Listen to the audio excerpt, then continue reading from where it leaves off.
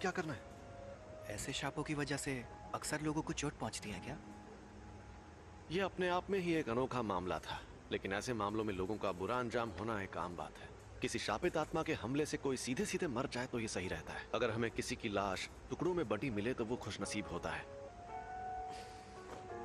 अगर तुम्हें सुकुना से मुकाबला करना है तो ऐसे कई खतरनाक नजारे देखने पड़ेंगे, और मैं पक्के तौर पर नहीं कह सकता कि तुम्हारा हाल वैसा नहीं होगा। तो तुम सोच लो आखिर तुम्हें क्या करना है।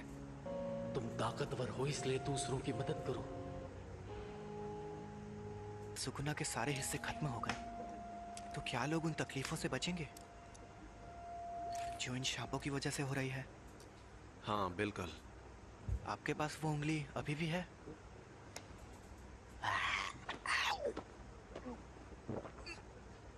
इसने 2 उंगलियां निगल ली। सुकुना की 10% शक्ति। देखते हैं क्या होता है।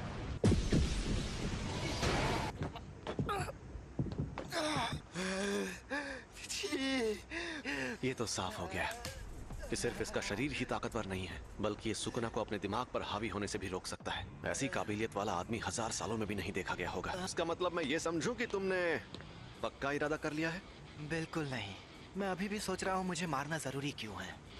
आपकी आखिरी ख्वाहिश मेरी जान लेकर रहेगी। मैं सुकुना की हर उंगली निगल लूंगा, फिर जो होगा देखा जाएगा। क्या बात है, तुम जैसे लोग मुझे बहुत पसंद हैं। ना सारा सामान पैक कर लो। क्या हम कहीं जा रहे हैं? टोक्यो।